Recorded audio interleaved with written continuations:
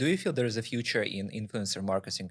Because I believe before, when you hire an influencer and when he or she posts something on Facebook, Instagram, YouTube, people really think it's authentic Yes. intention to share something with the audience.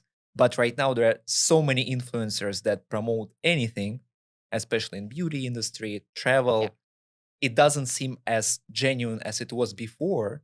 So people treat it almost as a simple ads. Hmm. It just as was before with display ads. Yeah. When display ads just appear, people read some content. Wow, such a nice banner. I will Yeah. click on it. But when there's too many banners, efficiency of your ads go down. Yes. Do you see that year over year, influencer marketing return on investment goes lower? I would see, yes, I saw it with really large influencers. Mhm. Originally you would just pay someone a lot of money, but you get so many sales out of it. Um, right now, when it's a big influencer, people kind of look at it, but not, people are not dumb. Right now, you're gonna have to say that it's a paid promotion. People see it. Yes, you definitely get, exposure, Mhm. but it doesn't mean you get sales. Though interestingly enough, I definitely still see it with small influencers Mhm. because for some reason people kind of still think that if it's a smaller person from my community almost that I follow, it's interesting because they relate to them more. They feel like they're closer to them. They can talk to them sometimes. They'll respond to their comments, so they tend to trust them more. So those micro influencers work. One thing that I saw, we also in that agency had On It actually, which are the supplement brands that used to be promoted by Joe Rogan. So they Mhm. it got acquired now. But putting Joe Rogan on the ads always worked because he's got his own brand that is amazing, and he was promoting On It. And he was sitting in his podcast wearing On It t-shirt, like it worked. Um, and then The challenge is, how do you approach micro influencers at scale?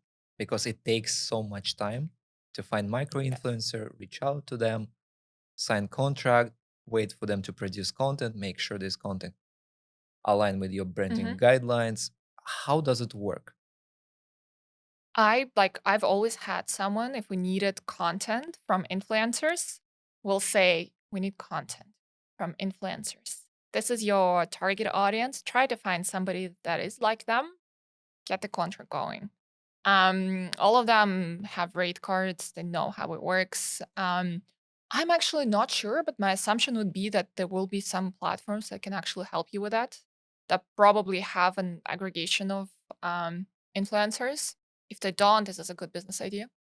Um, but yeah, usually it's just looking through like social media or whatever channels, seeing who's out there.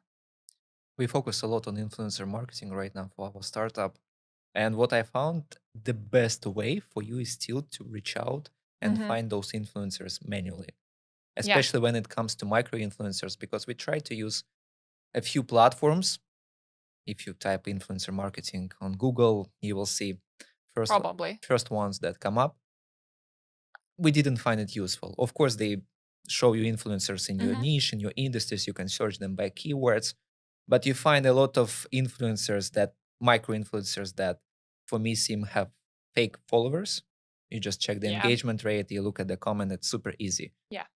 They charge you 100, $200, $50, but You're it not gonna just get anything it's out of just it. useless. The most efficient way for us, you actually type something relevant to your product on YouTube. You find YouTube channels, you see what they actually post, how Hmm. people engage with them on that social media platforms, how they comment. Then next step would be get email address, Yeah. create list of email addresses, and then not even bulk emailing, personally every single influencer, then have a meeting with them, almost like an interview process. And what I found, it's such a time consuming and expensive process Yeah. to go through all those influencers, because sometimes it doesn't work for them, it doesn't work for Hmm. you. Sometimes you're not ready to pay the fee they want. Yeah. Then you have to filter the content they produce. sign a contract. It takes so much time. Before we were focused, my experience in paid ads and Hmm. data. And just recently, I got into influencer marketing just for my business. And I didn't realize, because my assumption was they're a magic platform. You just type, I need influencers for SaaS business in this niche market, and then boom, 20 influencers. You just submit a request, and then magically they create awesome videos for you that you can use in your ads. You're a marketer too. I don't need to tell you that everybody, and how can you fall for that trick? We know as marketers that everybody looking from outside thinks that marketing is super easy. You go in, oh, you just post something, you just send an ad, like it's so easy. It requires so much effort. You do everything manually. You can't, like, yeah, you have certain platforms that can help you to bulk produce it, but a lot of it is still thinking in your head and manually going out, talking to people, or writing the post or whatever it is. Like it never really works as an easy 1, 2, 3 click. I wish, but then we probably wouldn't need the millions of marketers that we have in the world.